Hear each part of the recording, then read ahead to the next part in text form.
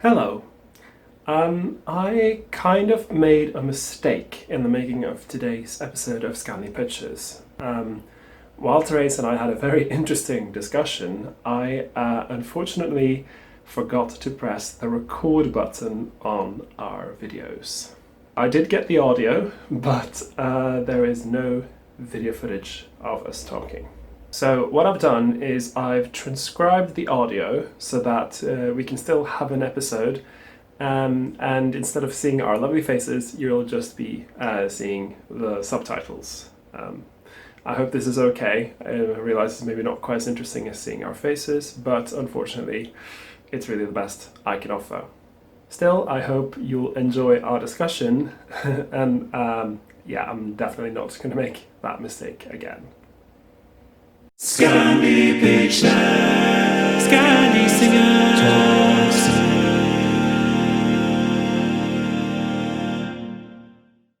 Hello and welcome back to Scandi Pitches, Scandi Singers Talk Singing.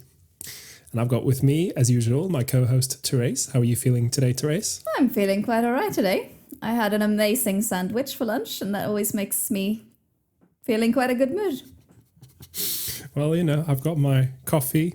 It looks like I bought it at a shop. I'm not going to be showing you the label because this is not a sponsored show, but this is just a plastic mug that I use that I put my coffee in. It just makes me feel like I've got like an active, not locked down kind of existence right now. Anyway. But of course, it's a multi-use cup. It's not single-use plastic.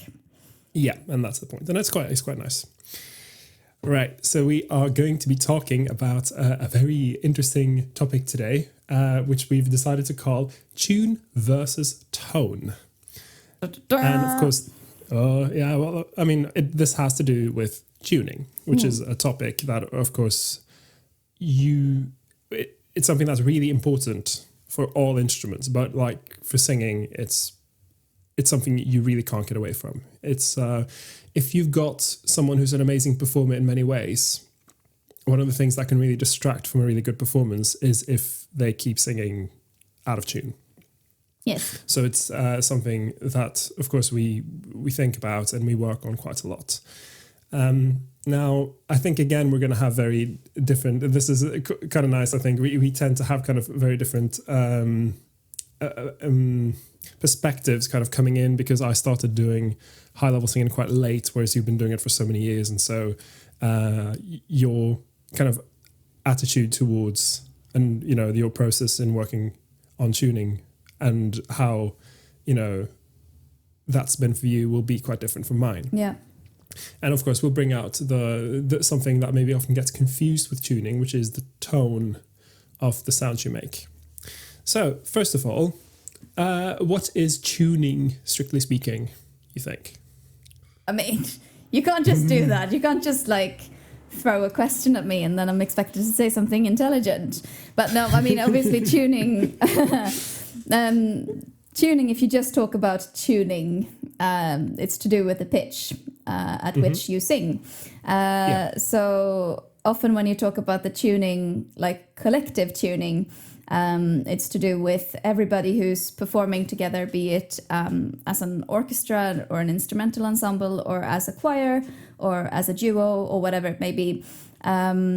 If you talk about their tuning, what you normally mean is whether they're in tune with each other, which sounds, I think, that's simple enough. Obviously, if you can all hear each other, you should all be in tune with each other. But nothing Obviously. is simple. No, but then the things that can become tricky is that people, I think, perceive tuning quite differently sometimes. And it's also quite difficult to learn to objectively listen to yourself and the sound that you're making in the context of other sounds as well. And also knowing anatomically what note you are producing and confidently pitching.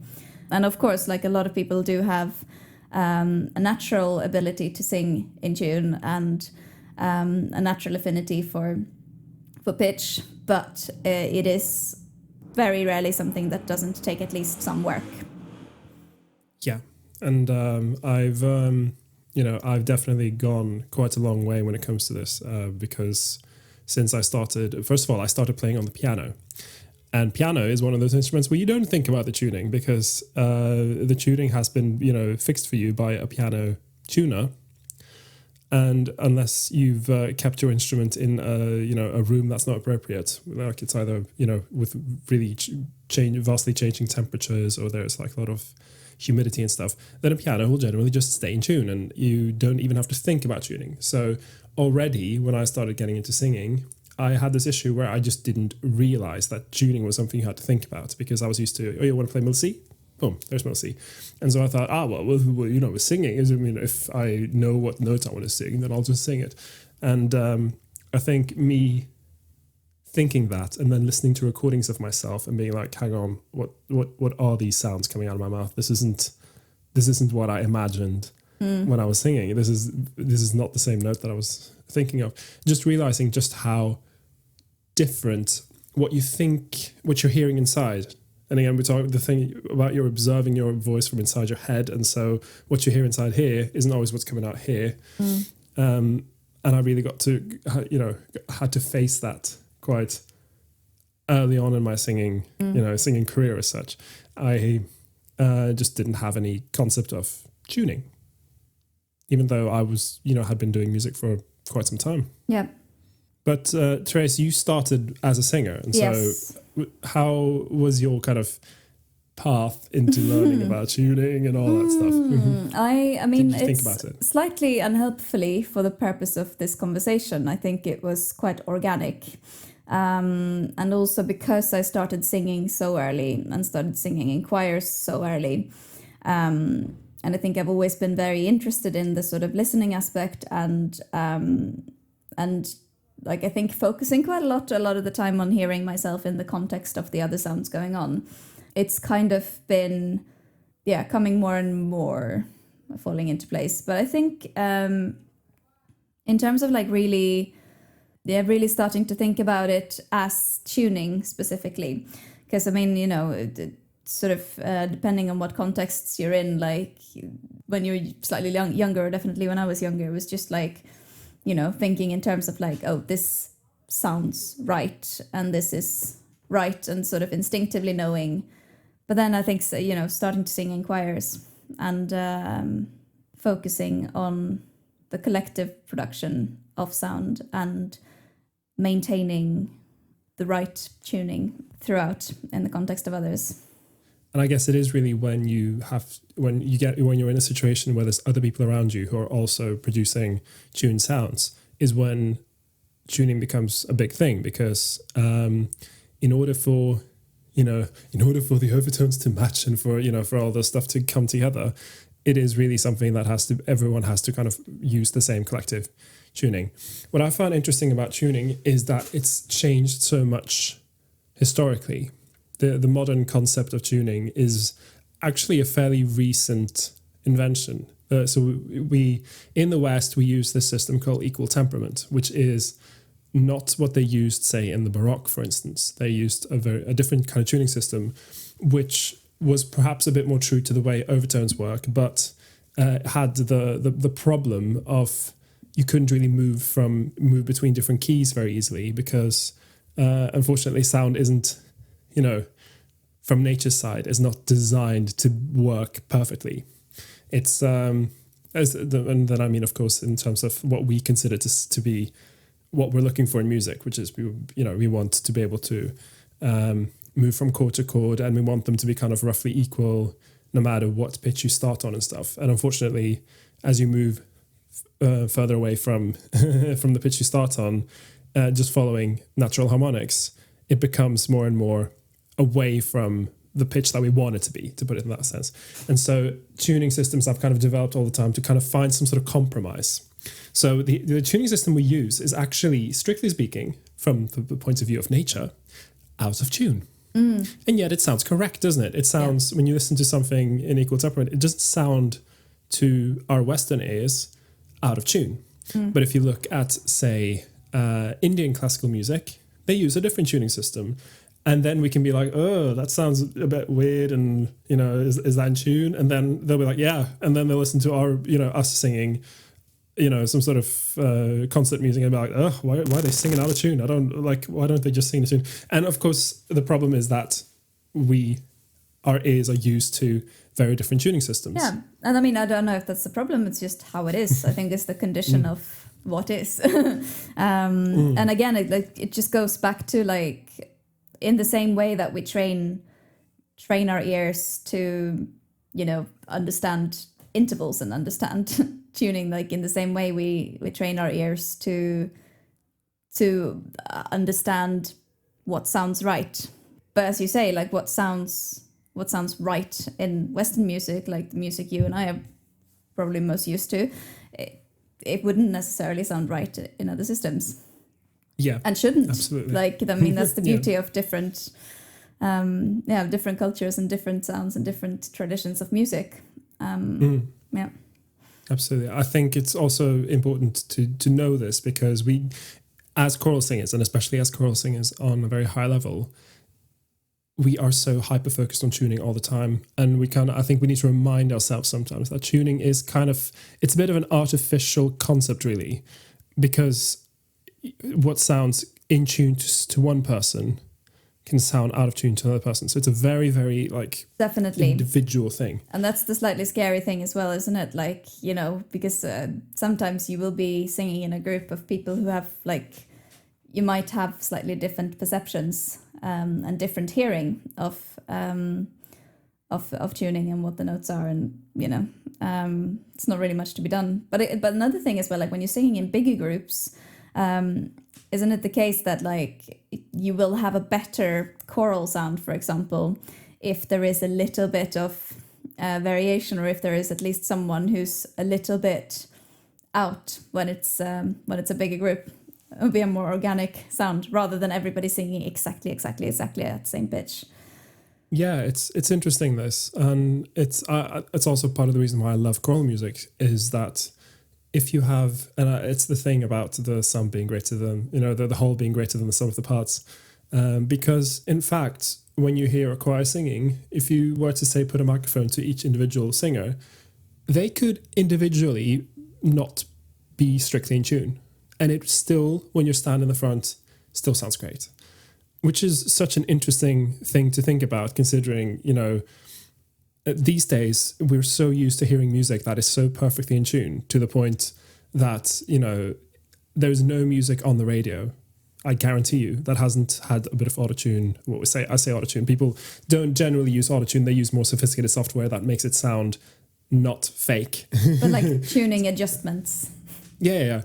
And even the fact that we can splice together different takes to pick the one that's the most in tune and the most, the most emotional, or whatever quality we're looking for. There is always that kind of really polished sound to all the music that, Joe down at the corner is listening to, that even Joe down the corner will be able to kind of tell if a singer's been like, oh, that singer's sounding a little bit pitchy. Oh. And so there's this big expectation that singers need to be on. And yeah, and then you still have this concept where a bunch of singers who may not individually be great can still sound amazing as a group. I mean, but by that we should say that you can be a great singer and still occasionally have problems with tuning. Yeah, and we all do. Yeah, we all do. I mean, and also there are many singers who have made incredible careers based on things other than tuning. Yeah. So just because a few people in a choir aren't always in tune, that doesn't necessarily mean they're not great singers. I think that just should be said for the purpose of being clear. No, absolutely. And the obsession with tuning, again, that's why I think it's important to remember, tuning is kind of an artificial concept. Yeah. But okay. But you and I both love to think about tuning, and we are fairly perfectionist when it comes to it, and don't like when things are not the way we want them to be. But it's, I think it just comes down to our personalities, and we want to be great, and we want to be the very best that no one ever was. Okay, so now, why do we then bring up this concept of tone as opposed to tuning? What is the tone of your voice, if you will? I feel like I'm in a class or something. It's great. No, but I like asking questions like this I know, because because it starts the conversation. Yes, starts the conversation. You're right. Maybe it makes the listeners think as well. What do I think tone is? Yes, and my sort of like blabbing on a little bit before actually answering gives people more time to think about what they think, which is all strategic, obviously. Of course. No, but I mean, tone, I suppose we would say that's, I mean, maybe what we were talking about the other week, like tone is maybe more connected to emotion, whereas tuning is more connected to mechanics of singing. If you're going to put it like really simply, that's probably one way to look at it. But tone, I mean, tone can also vastly change your perception of the tuning, depending on what you do, and to a degree, a certain tone might almost require approaching the tuning from a different perspective as well.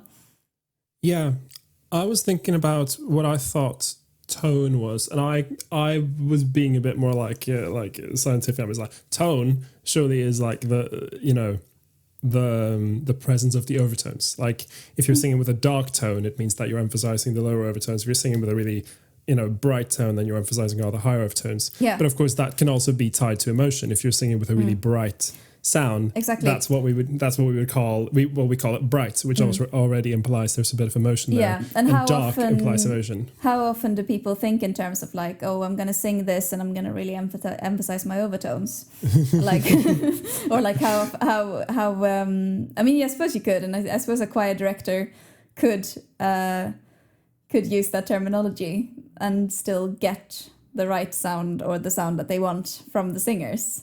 But could they also, if they said something like, I want this to sound a bit dark and depressing, then singers perhaps unconsciously would then... I reckon so. I think most people would. Because I think like most people have perception of the words dark and bright. Or like, I mean, yeah, whatever you might use. Punchy. Punchy, pingy. Because I have found while practicing that if I do use really bright sounds, so sounds with high overtones or smiling sounds, there is a natural tendency for me to go over the note. And also if I'm singing with a more dark, there is a natural tendency for me to go under the note. And then that creates the situation where I have to think, okay, well now I'm singing with a dark tone, got to make sure that I'm not undershooting, and vice versa.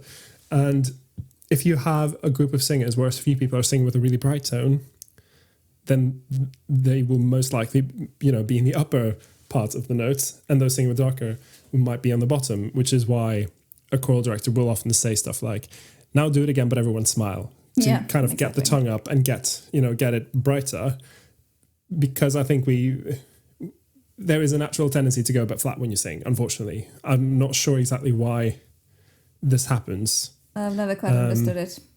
No. Sorry. I've never understood why people go flat. I don't get it. It's because I have a tendency to go sharp. I'm no better.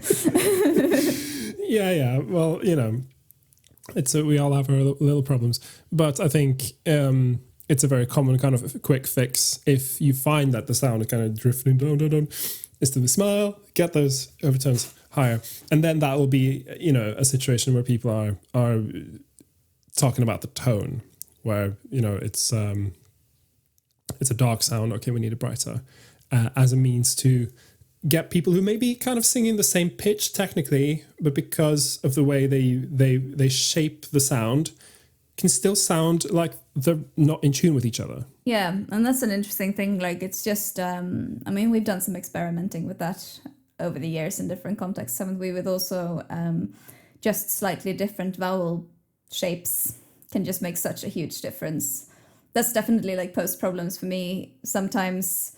Well, it's not posed problems, but it's irked me, because there is a sound that as much as I can, I will go to quite great lengths as not singing a particular vowel that seems to me like it's only really sung in which vowel is this, Therese? It's the oo, singing oo, and I'm like we have the letter oo, in Sweden, but we'd never sing it. Men du. We speak like that all the time, but like it's just I've always found it such an unbelievably unattractive sound to sing. Like what's the matter with ooh?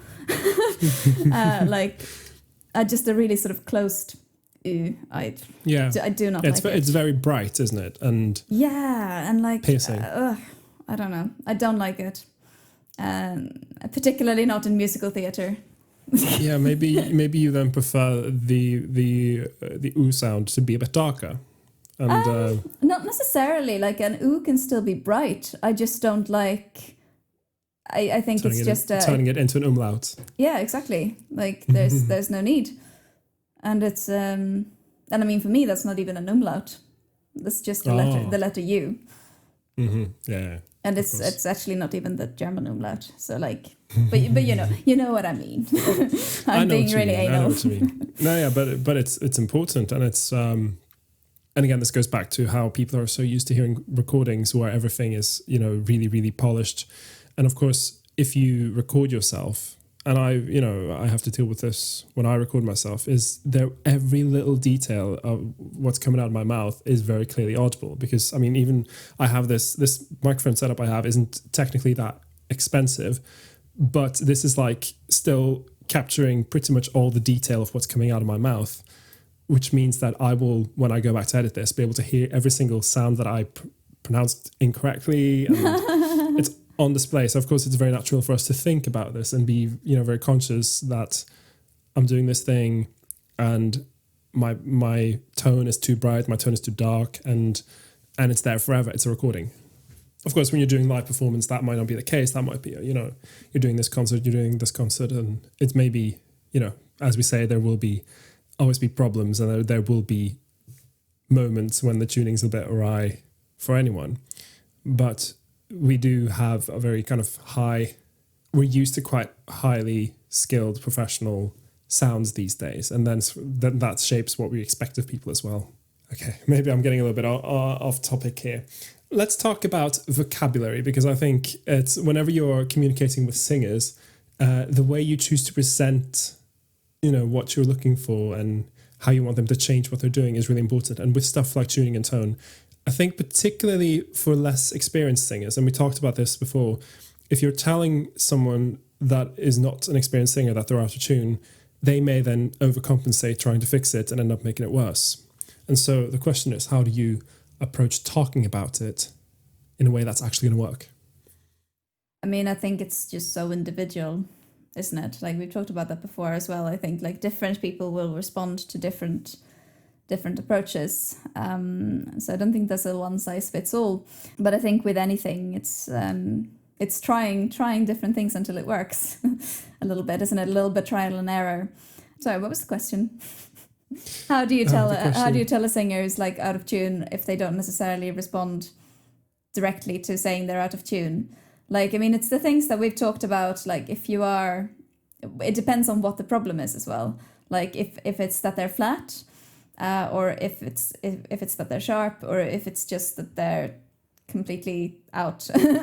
But like one thing I suppose that could be encouraged in the first instance is to really listen and try to get them to listen more, and match their sound a bit more to what's going on. It might work, it might not, but also like highlight particular bits where things are going wrong so that they know when they need to be extra vigilant about themselves. But also if it's a collective problem, going sharp or going flat, then I suppose it's a similar thing really, like just sort of telling everyone, be mindful of this particular moment, like make sure you really lock in with each other and listen. That's sort of an instruction I think like most people, regardless of their experience level, would understand roughly what to do. And I do think a lot of tuning issues can happen when people sing without focusing. When you just kind of let whatever sound you're making just come out, instead of thinking, I need to hold on to the phrase there, I need to hold on, keep going, keep control my airflow, And it can happen when people are told to keep going. Sorry to interrupt you, but when people are told to keep going and keep a note going, and they don't have the breath, and it just kind of. Yeah, I mean, and I guess that would be also kind of an arrangement issue then. Be like, they need a place to breathe.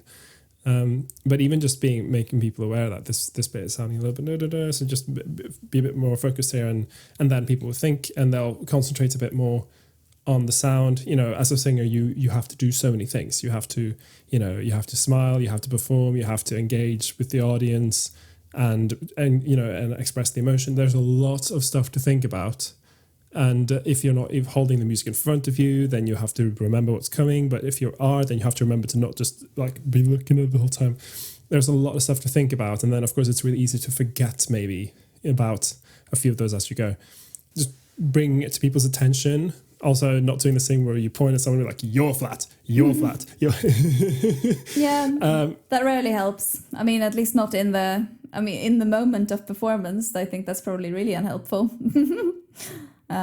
But sometimes like a sort of glance or something, or a frown like from the conductor or the musical director, like it can make people shape up immediately in a performance context as well, I think. So so ongoing communication during the performance is obviously really important as well, and and it's not always wrong. And there are certain terms I've heard used a lot, which I think, they could work. They're general enough that they will. So, bright, we said, is often a good one. Just say, make it bright. Now, I did find bright a bit confusing when I started out.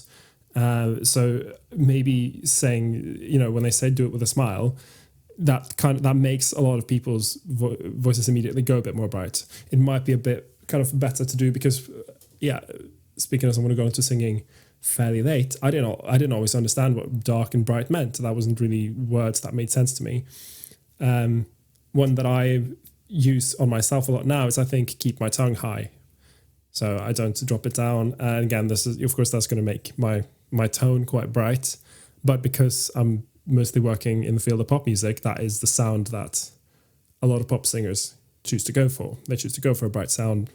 And then people will talk about stuff like the support, which is this concept that is a bit abstract, and maybe as a topic. It's a topic maybe for another day. It's I think that would make a good topic, really. Yeah, I mean, I'll make a note. We'll talk about the support. But also stuff like vibrato, which we've talked about before, can certainly have an effect on the tuning. And yes. We did a whole video on looking at this as well. It was fun. Yeah, well, how does the vibrato affect the ensemble, and also the overall sound of the singers? And it does have quite a big effect. And of course, vibrato is another one of those slightly contentious topics where people will have strong opinions. And in terms of group singing, it is something that I think people do need to think about. Definitely. Like if you're tuning to someone who's got a massive vibrato, it can sometimes be tricky. A little bit. But it can also be wonderful in slightly bigger groups to liven up the sound a bit. Just let loose, let it all out. It's great. Yeah. Okay, well, so let's summarize if we can. So tuning is, as I mentioned, an invented concept, kind of. It's it's rooted in an actual scientific phenomenon, but it is something that will be different from country to country and even person to person, and is something that can be affected by stuff that goes beyond the actual pitch people are singing, depending on stuff like tone, whereas tone, as Therese said, might have more to do with the emotion of the performance, and as I suggested, maybe more to do with overtones and how prominent they are, which could also basically be the same thing, depending on how you see it. Yeah. And tone can affect tune. And tone can affect tune, exactly. And there's a few different ways you can approach improving tone or tuning with your singers by not necessarily telling them that you're out of tune and you're out of tune, and because then you get into the psychological side of it, which we talked a little bit about before as well. Cool. Do you have anything to add? No, I think we've completely exhausted the topic. I don't think there is another 80 years of research or something. I think this is there probably this is the a lot last. more to say, but this is fine. For a 30-minute podcast style thing, I think that's probably going to be fine. Totally. Okay, I think we will call it here. Thank you very much for joining us for another episode of Scandi Pitches, and share this with your friends if you think they'll find it useful, and leave us a comment if you have any strong opinions either way, and we're interested in hearing what you think. And watch that video on ensemble singing and experimenting with vibrato and tone, and because we've mentioned it a couple of times now, and it's actually really fascinating as an experiment. Yeah, I'll link to it so people can check it out. Yay. Okay, thanks for today. Bye. Bye.